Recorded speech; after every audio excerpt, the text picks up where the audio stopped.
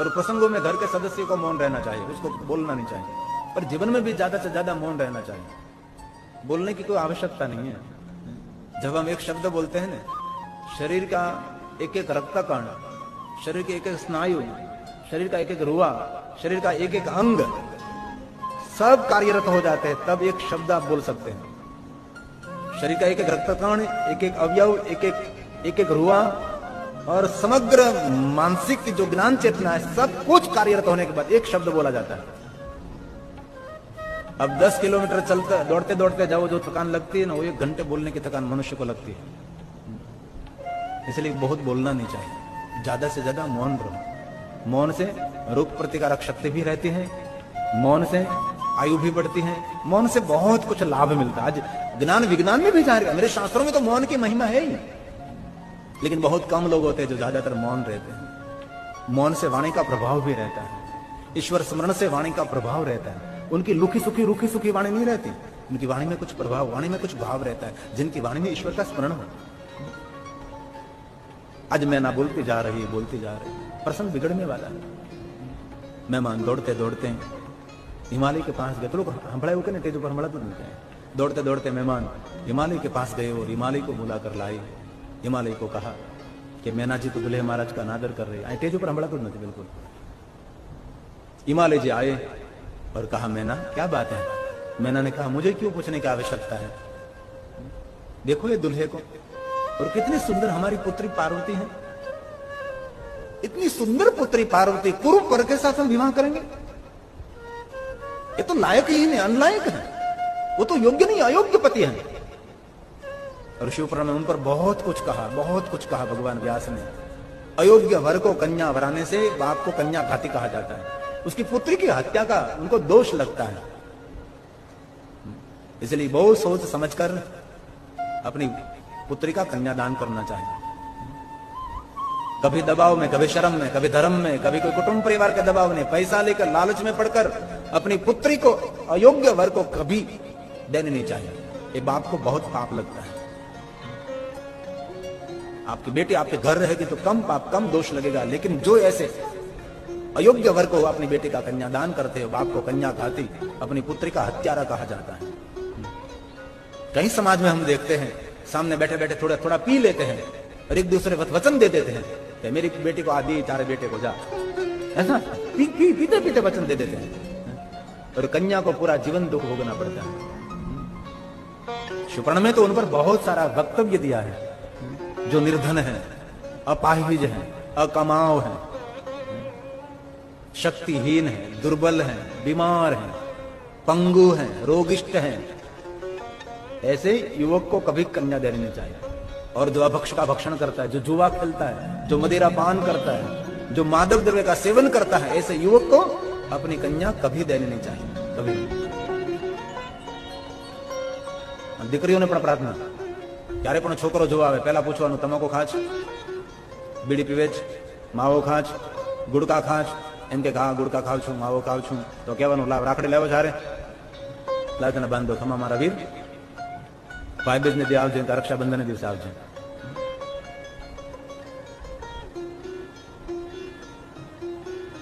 ऐसे पंगु, रोगिष्ट, व्यसनी, मादक द्रव्य का सेवन करने वाला, अपाहिज, ऐसे युवक के साथ विवाह करके जीवन कभी खराब नहीं करना चाहिए।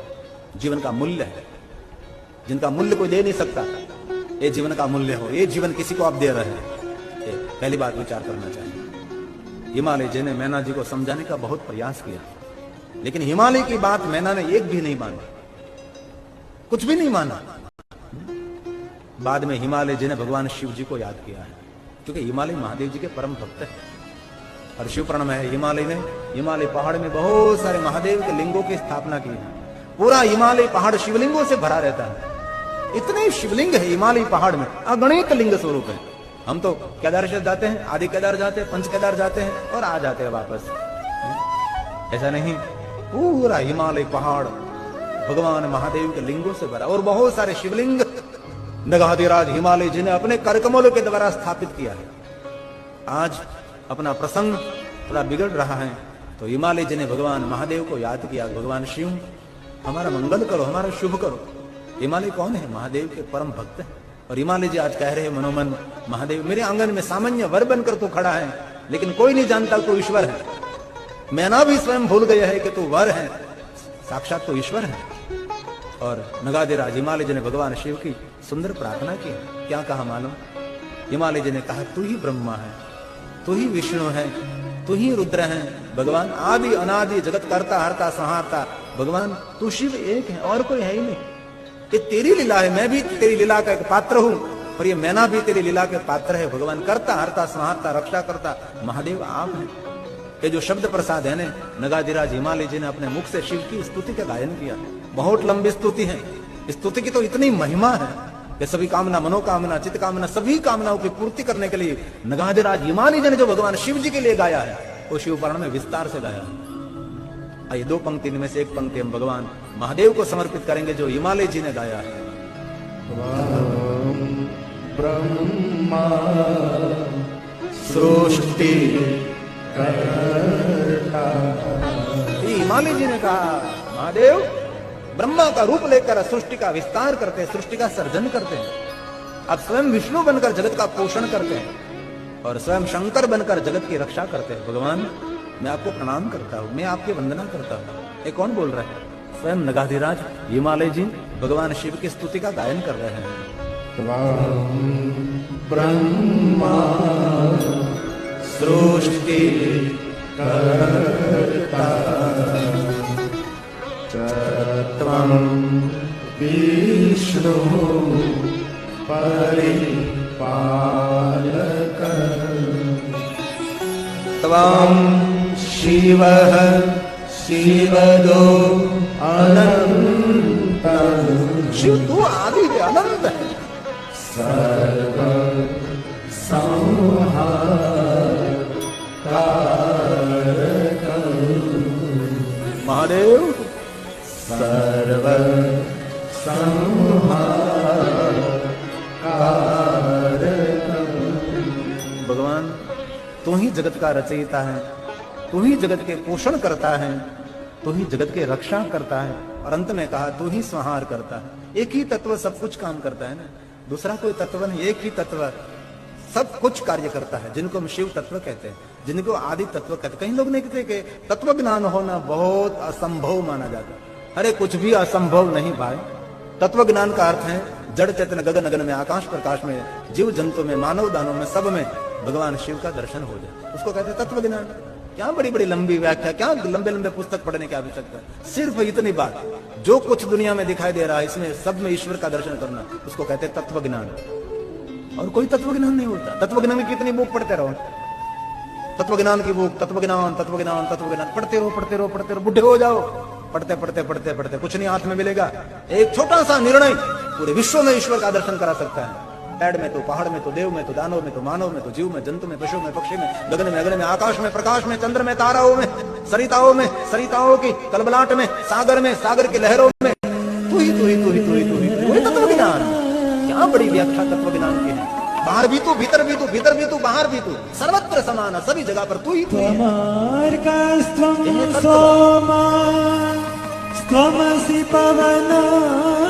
कोई लंबी व्याख्या की आवश्यकता नहीं।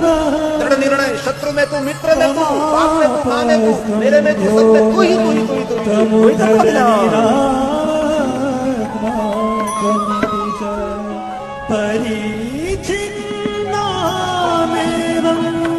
त्वयि परिणता बिभ्रतु गिरं वयमिह तुयात्मं प्रभवासि वयमिह तुयात्मं महादेव। नमो निष्ठीष्टाय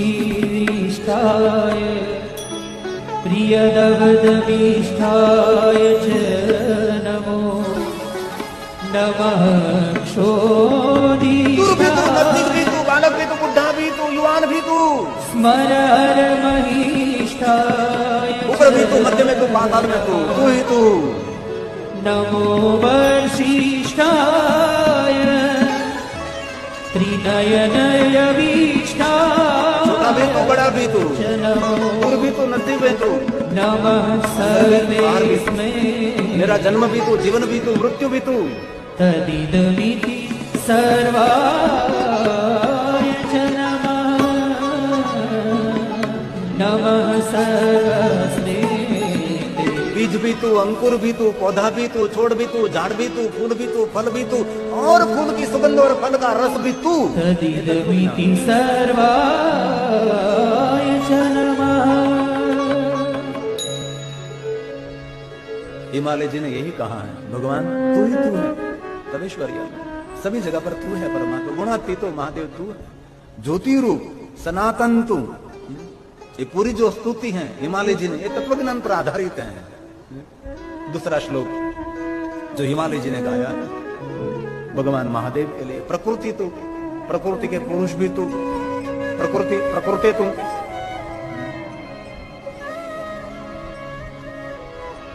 हिमालय जी ने इतनी बड़ी बात करी है, जो शिव तत्व का आधार ये हिमालय की स्तुति है। त्वमीश्वरो गुणातीतो ये शंकर भगवान के लिए गाया है। ज्योतिरूप सनातन प्रकृत प्रकृतिश प्राकृत प्रकृते पर प्रभु को भोगने वाला और उनसे परे भी तू है महादेव। प्राकृत प्रकृते पर और कहा नाना रूप, इनमें सब तू है, विधाता त्वम। यहाँ जो कुछ दिखाई दे रहा है तेरी ही अलख लीला है। जो कुछ दिखाई दे रहा है, छोटी सी चींटी भी उनका अस्तित्व है ईश्वर का, कुंजर बड़ा हाथी भी ईश्वर का अस्तित्व माना जाता है। जिधर देखो इधर तू ही तो, जहां मेरी नजर पड़े याद ही परे से आपने, खुनी ना खंजरों में, प्रिया ना चुंबनों में, हरे हरे गर्जना में, रयो पिंक कुंजा धूत। कोई शेर गर्जना कर रहा है वहां भी ईश्वर है, और कोई मेघ गर्जना वहां भी ईश्वर है। चमकती हुई बिजली ईश्वर का होने का एक संकेत माना जाता है। चमकती हुई बिजली ईश्वर का अस्तित्व का एक साइन माने जाती है। यह ईश्वर, ईश्वर को देखने के लिए दुनिया बदलने की जरूरत नहीं, ईश्वर को देखने के लिए सिर्फ दृष्टि बदलने की आवश्यकता मानी जाती है। इसलिए तो गाते हैं ना, आपो दृष्टि माते जनों को सारी सृष्टि में शिव रूप दे, इसलिए का नाना रूप। नाना रूप विधाता त्वं महादेव के लिए गाया, शंकर भगवान के लिए। ध्यान अनेक प्रकार का रूप लिया महादेव आपने, किस लिए? भक्तों को ध्यान करने के लिए रूप। कभी ब्रह्मा का रूप, कभी विष्णु का रूप, कभी कुबेर का रूप, इंद्र का रूप, देव का रूप, देवियों का रूप, असंख्य ऋषि मुनियों का रूप। आपने नाना प्रकार के रूप इसीलिए लिए कि भक्तों की ध्यान है। तवे महादेव में प्रणाम करता हूँ। येषु रूपेषु यत्प्रीतिर्नो तद्रूपम रूपं विवर्षिय तद्रूपं विवर्षिय। यही बात आई, तत्वज्ञान की बात आई तो हिमालय ने भी यही कह दिया, सूर्य तो है। सूर्य सृष्टि के जनक है ना। ये सब खिला हुआ किससे है? ये सूर्य तो है? जो सूर्य का किरण नहीं होता तो कुछ भी नहीं होता, सब विनाश हो जाता है। सूर्य जीवन भी दे सकता है, सूर्य जीवन ले भी सकता है। सूर्य हमारा जीवन का आधार माना जाए, इसलिए कहा शिव तू ही सूर्य है। और सूर्य की उपमा और किसी देवताओं को कभी दे ही नहीं सकते आप। भले द्वारकाधीश हमारा इष्ट, हमारा भगवान है, लेकिन द्वारकाधीश को कभी ऐसा नहीं कह सकते तू सूर्य है। सूर्य के लिए तो शिव का ही संकेत करना पड़ेगा। ये मैं नहीं कह रहा हूं, हिमालय जी कह रहे थे। सूर्य तमाम सृष्टि जनक। राम को भी कभी नहीं कह सकते राम तो सूर्य है, नहीं, रघुकुल का सूर्य है, रघुकुल का प्रकाश, रघुकुल मणि। लेकिन ये सभी उपमा शिव के ही लिए कही जाते हैं। कभी कह नहीं सकते कितना ही आप करो, कुछ भी करो, शिव का कोई खंडन नहीं हो सकता, क्योंकि शिव का ही सब मंडल है। इसलिए हिमालय जी ने कहा सृष्टि का आधार तू है महादेव। सूर्य सृष्टि जनक आधार सर्वं तेजसाम् सोमस्त्वं यस्य पाताल च सततं शीतरश्रिना सततं शीतरश्रिना। सोम, सोम का अर्थ होता है चंद्र, चंद्र भी तो है। और मन का राजा कौन? चंद्र तो है। मन सो जायते है। चंद्र के बिना मन कार्यरत होता ही नहीं। अमास के दिन हम छुट्टी क्यों रखते हैं? क्योंकि चंद्रमा अलिप्त रहता है ना। अमास के दिन कोई कारीगर, कोई बुद्धिजीवी, कोई चित्रकार कुछ भी अमास के दिन कुछ नहीं करते। क्यों? चंद्र नहीं होता। चंद्रमा मनसो जातश्चक्षो सूर्यो अजायत श्रोत्राद्बाहुश्च प्राणश्च मुखादग्निरजायत। ॐ चन्द्रमा मनसो चन्द्रमा मनसो। हिमालय जी ने महादेव के लिए कहा है, तू ही सूर्य है। और एक बात कहूं, कभी कहीं शिव ना मिले, कहीं भी आपको शिवालय ना मिले, शिवलिंग ना मिले, तो सूर्य नारायण का दर्शन वही शिव का दर्शन है। और मां चंद्रमा का दर्शन वही शिव का दर्शन है। चंद्रमा भी ना हो, सूर्य भी ना हो, समझो, छोड़ो बात, ये पूरा आकाश यही शिवलिंग है। आकाशम लिंग मिथ्याहु पृथ्वी तस्य पीठिका आलयम सर्वदेवानां तस्मा लिंग मुच्यते। अब शिव से कभी दूर जा ही नहीं सकते। भले लोग शिव को नहीं मानते, शिव का नाम नहीं लेते, लेकिन शिव से आप अलग हो ही नहीं सकते। अष्टमूर्ति कौन है? शिव है ना। पंच तत्व कौन है? शिव है ना। 5 तत्वों से बना हुआ शरीर है। ये 5 तत्व कौन है? शिव तो है। इनमें क्या है? जल है, आकाश है, अग्नि है, पृथ्वी। 5 तत्वों से बना हुआ आकाश, आकाश, जल, अग्नि, पृथ्वी और वायु। और एक बात याद रखना, दूसरी बात, कभी आपको दक्षिण भारत में जाने का अवसर मिले तो वहां हमारे कच्चे भाई बहुत है वहां, तो वहां पंचलिंग की बहुत बड़ी प्रधानता मानी जाती है। एक पृथ्वीलिंग है, वायुलिंग है, अग्निलिंग है, जललिंग है, आकाशलिंग है। जैसे 12 ज्योतिर्लिंग की महिमा है ना, वैसे पंचलिंगों की भी महिमा मानी जाती है। हम धीरे धीरे सभी लिंगों में कथा करने के लिए पहुंच रहे हैं। 12 ज्योतिर्लिंग तो हमने पूरा कर दिया, 2 ज्योतिर्लिंग बाकी है। अब 2 ज्योतिर्लिंग मतलब एक भीमाशंकर महादेव बाकी है और एक हमारा नागेश्वर महादेव ज्योतिर्लिंग बाकी है। वो 2 स्थान पर हमने शिव महात्मा कथा नहीं कही है, लेकिन मुझे देवघर भी परल्ली पहुंचना है। इनमें जो विवाद चल रहा है ना कि यह परल्ली है, वो ज्योतिर्लिंग है, कहीं कहते हैं देवघर में वो ज्योतिर्लिंग है, लेकिन दोनों की कथा अलग है। ये जो यहाँ वैद्यनाथ है, ये अश्विनी कुमारों ने पूजित किया है, वैद्य ऋषि ने स्थापित किया है ना, इसलिए परल्ली वैद्यनाथ, वैद्य डॉक्टर हकीम वैद्यराज है। और जो देवघर में है ना वो वैजनाथ है, वेजू नाम का गोवाला था। जब रावण ने लिंग को वहां स्थापित कर दिया, रावण चले जाने के बाद एक गोवाला ने उसकी पूजा की। रोज पूजा करता था, रोज पूजा करता था। और गोवाला गायों चराने वाला किसी ने कह दिया कि शिव तुझे मिलने वाले उसकी पूजा कर, शिव तुझे मिलने वाले उसकी पूजा कर। तो वेजू नाम का गोवाला रोज उनकी पूजा करता था, रोज उनकी पूजा करता था। लेकिन प्रसन्न नहीं हो रहा, तो वो तो गोवाला है, हाथ में डंडा रखता है। गाय भैंस इधर उधर गई तो डंडा वाली, डंडा पार्टी, डंडा कंपनी, डंडा डिपार्टमेंट। तो एक दिन वेजू नाम का गोवाला ने महादेव की शिवलिंग पर डंडा मारने का प्रयास किया। इनमें से भगवान शंकर जी ने दर्शन दिया कि तेरा भोड़पन तुझे पता नहीं। तब भगवान ने कहा ये लिंग तेरे नाम से प्रसिद्ध होगा। तब से वेजू नाम का गोवाला था तो ये वेजनाथ हुए। देवघर में है तो क्या है? ये वेजनाथ है। और हमारे पास महाराष्ट्र में वो क्या है? वैद्यनाथ है। और ये दोनों शिवलिंगों की महिमा मानी जाती है। हमारा नागेश्वर जो द्वारका के पास है, एक नागेश्वर महाराष्ट्र में है, ओढ़ा नागनाथ है, और एक नागेश्वर पाकिस्तान में है। ऐसे अलग अलग महिमा होती है। लेकिन हमारा ज्योतिर्लिंग ये भगवान द्वारका के पास जो नागेश्वर महादेव, ये नागलोक था, पूरा नागलोक। और बहुत नागों की हत्या हो रही थी। वहां से सभी नाग पाताल में चले गए और वहां नाग देवताओं ने शिव की उपासना की थी, इसलिए नागेश्वर महादेव। वहां से पूरा नागलोक था, पूरी नाग कन्याओं थी, बहुत सारी उसकी कहानी थी। नाग कन्याओं, नागलोक और नाग